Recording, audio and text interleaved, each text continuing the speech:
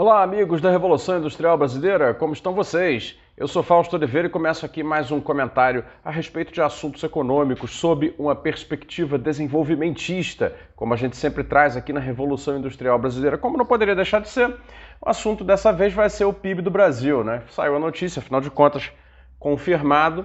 O Brasil está em recessão técnica, que é quando, por 2 semestres consecutivos, acontece uma queda no PIB trimestral. Tá? E existe uma série de coisas a se comentar a respeito, é lógico. A internet, né, que discute economia está toda falando disso hoje. E é claro que existem coisas assim, muito genéricas e que eu acho que já estão sendo muito debatidas, né, a respeito do resultado.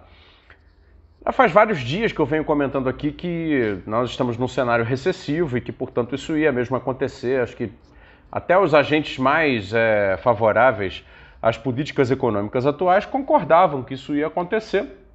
Já estava dado, essa que é a verdade, né? A economia do Brasil está parada, paradona realmente, né? Mas tem alguns dados que saíram em relação a esse PIB, né? Que eu acho que merecem sim um comentário um pouco mais acurado. E aí eu queria falar a respeito um pouco da questão da estrutura produtiva, né? Que é o meu ponto sempre de preferência, né? Primeiramente vamos aos dados aqui. Então, o IBGE, que é um instituto de alta seriedade, alta competência, soltou então o dado de que o PIB trimestral do Brasil, terceiro trimestre, tá, caiu 0,1%, tá, caiu 0,1%. E no anterior, que foi o segundo trimestre, caiu 0,4%. Vamos tentar fazer uma análise desapaixonada aqui, porque também tem outros dados interessantes aí que a gente precisa colocar nessas equações. Veja, o IBGE, em quem eu confio totalmente, revisou, e isso é normal, o PIB do ano passado. Então a queda de 4,1% no ano passado foi revista e agora vê-se que ela então não foi de 4,1%, foi um pouco menos ruim, foi na verdade de 3,9%. Então, para princípio de conversa, temos aí 0,2, né, de queda no ano passado que foram revistos, ou seja, foram anulados pelo IBGE. Então, já que é para confiar no IBGE, então passemos a partir de agora a contar que o PIB desse ano estará sendo calculado a partir de uma base de queda de 3,9% e não de uma queda de 4,1%. Então, 2020 foi menos pior do que, né, parecia, embora, claro, a diferença seja pouco significativa. O problema do PIB trimestral é outro, né? O PIB trimestral mostra uma fotografia mais do momento, né? De um período, né? Um lapso temporal um pouco mais curto e que revela certas coisas. Então vamos lá. Aquilo que realmente puxou para baixo foi o menos 8% da atividade agropecuária, né? Que é a principal atividade exportadora do país. Logicamente, a exportação caindo 9,8% no trimestre tem relação com as quebras de safra havidas aí no setor da agropecuária, né? E aí entra a discussão que está dominando nesse momento, e sobre ela eu queria fazer um comentário, talvez não tão rápido, que é o seguinte: o governo, claro, como qualquer governo, quando tem resultados econômicos decepcionantes, o governo atual fez, né, a sua própria defesa e veio com um argumento bem contestável, né, bem duvidoso, de que as quebras de safra ocorridas em função de geadas e problemas com abastecimento de água teriam sido as responsáveis pela queda abrupta da agropecuária, de 8%. Então vamos lá, no trimestre a agropecuária caiu 8%, é muita coisa. De fato, isso estatisticamente leva o PIB a cair mais do que cairia numa condição normal. Ocorre que, né, contaram metade da história só, porque por um lado, o próprio IBGE, aqui nas reportagens que eu tenho aqui abertas, fala que de fato houve o problema climático, né, no Brasil. E o problema climático no Brasil afeta, naturalmente, parece que afetou a questão do café, né? E alguns outros grãos, segundo o IBGE, que também não especifica aqui, pelo menos onde eu consigo ir a informação, não especifica que outros grãos. Porém, nós temos uma dependência econômica muito grande de uma só cultura agrícola, que chama-se soja. É o principal produto de exportação agrícola brasileiro hoje, é a soja. Com o fim da safra da soja, né, no primeiro semestre, para plantio de uma nova safra, evidentemente, isso vai ter um efeito, né, já esperado de queda na estatística de produção, né, na estatística de exportação, e isso aí, evidentemente, tem um impacto, né? Agora, eu acho que ninguém está comentando o seguinte, quer dizer, não fica, então, demonstrada a imprudência de haver uma superconcentração econômica do país sobre uma commodity, aliás, sobre poucas, né, mas em especial uma, que além de todos os problemas intrínsecos de caracterização, né, essencial das atividades produtivas, de ser menos encadeada, etc., além de tudo, é tão sujeita às intempéries e às mudanças de regulação do clima, né, disponibilidade de chuva, disponibilidade de estoque de água, etc, etc, etc. Entendem o que eu quero dizer? Quer dizer, o PIB brasileiro, ele está praticamente todo assentado, pelo menos na parte exportadora dele, está muito assentado sobre uma commodity que, como todas as commodities agrícolas, né, estão sujeitas a choques oriundos de fatores naturais. Né? Quer dizer, além da vulnerabilidade, né, intrínseca de mercados internacionais determinando o preço do nosso principal produto de exportação, que isso já é um enorme problema, existe um outro enorme problema, que é você ter o seu principal produto de exportação dependente de haver ou não haver chuva, né? De haver ou não haver condições climáticas ideais, etc, etc. Quer dizer, é muita vulnerabilidade para uma economia que precisa de crescimento de longo prazo, né? E, claro, vocês vão falar, pô, mas os 70% do PIB brasileiro é serviços. Eu sei disso. Realmente, tem aqui o número dos serviços. Os serviços nem foram tão mal no terceiro trimestre. Cresceram 1,1%, em função do fato, naturalmente, de que cada vez mais a economia está reabrindo. E, portanto, aquelas famílias de mais alta renda, que mantêm alguma renda, elas vão ao consumo, né? Voltam ao consumo.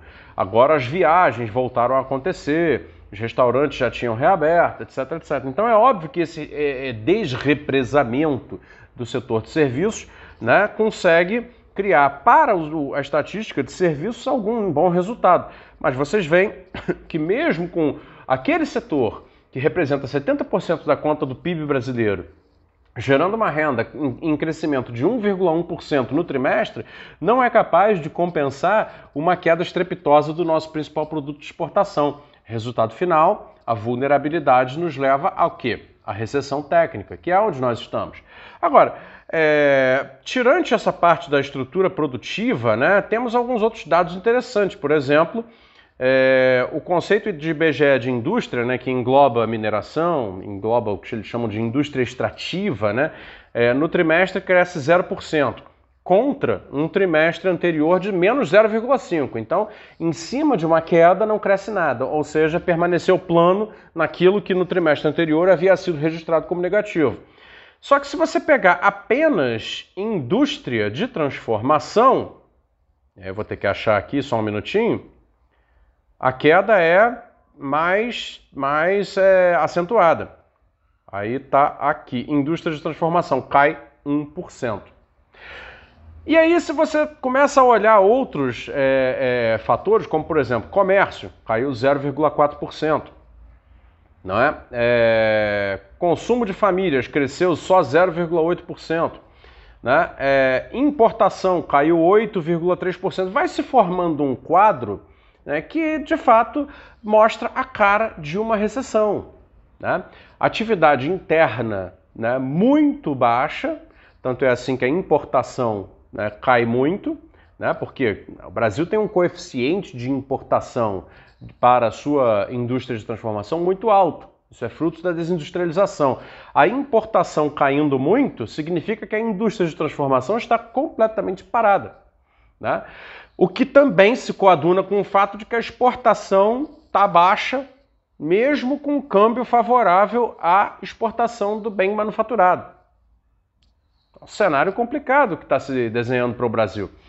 E tudo isso, né, pessoal, numa realidade, né, em que a renda média da sociedade, a renda média auferida a partir de trabalho, está declinante, né, como já apontamos aqui mais de uma vez, e estando declinante, né, encontra na parte dos arranjos políticos, né, do setor financeiro uma pressão muito forte pela subida de juros para controlar um tipo de inflação que não é de demanda, é um choque de oferta, como já falei muitas vezes aqui. O resultado disso, o que produz, né, um choque de juros sobre uma economia, né, uma alta, galopante de juros sobre uma economia? O que isso produz? Isso produz ainda menor capacidade de investimentos, de tomada de crédito e, portanto, menor capacidade de dinamismo econômico, menor dinamismo econômico. Ou seja, a recessão em que nós entramos agora, ainda um pouco por efeitos estatísticos, etc., ela certamente estará confirmada nos próximos trimestres, e ainda que o IBGE tenha feito a revisão do PIB de 2020 para uma queda de apenas 3,9% e não 4,1%, como havia sido a contabilização anterior, isto significa que muito improvavelmente teremos crescimento em relação àqueles menos 3,9% neste ano. E ainda que tenhamos, será um crescimento muito pouco significativo que encomendará para o ano que vem, dado o cenário de choque inflacionário de oferta, com pressão de juros, né, que, né, retira investimento, retira crédito, retira renda, e renda já declinante, com alta informalidade do mercado de trabalho, certamente 2021 vai ser um ano de penúria, vai ser um ano de muito menos dinâmica, né, no mercado de trabalho, no consumo das famílias, vai ser um ano de menos tomada de crédito, etc., mais alto endividamento, não é verdade? O próprio endividamento público, como vocês sabem, a cada, né, segundo meus amigos economistas, a cada ponto percentual na Selic são 50 bilhões de reais por ano, né, que se deve ao mercado financeiro, porque eles são os donos da dívida pública brasileira, ou seja, o governo, a pedido do mercado financeiro, encarece a sua própria dívida para com o mercado financeiro. Esse é o cenário no Brasil. Ou seja, como eu já falei, aqui a gente falou bastante de tentando, né, fazer uma análise mais em cima dos dados, mas aí é que a gente tem que sempre entrar na política, porque a política, né, é o corolário da economia. A economia é a matéria-prima da política, né?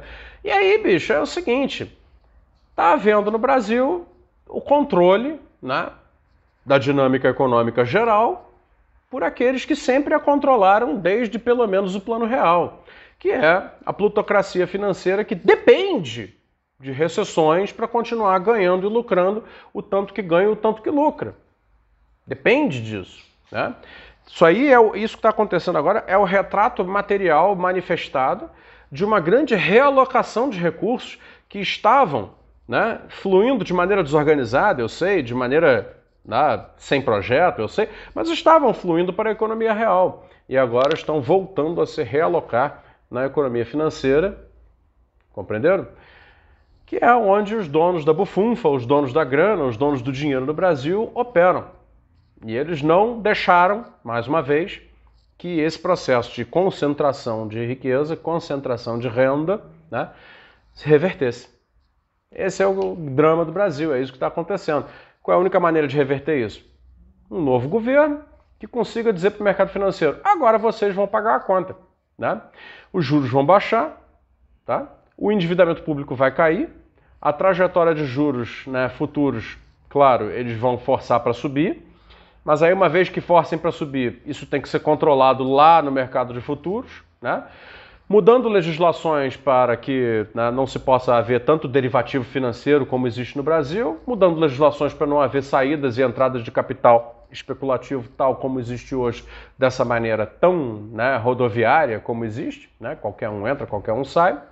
E, claro, promovendo dentro da economia doméstica um programa maciço de investimentos públicos e privados em economia real, para fazer a multiplicação da renda, né, Fernando Ures? Fazer investimentos públicos com altos níveis de multiplicação de renda, né, dentro da economia real, gerando emprego, gerando renda, gerando consumo, para que, afinal de contas, a economia possa voltar a crescer. É isso. Obrigado, pessoal. Até uma próxima.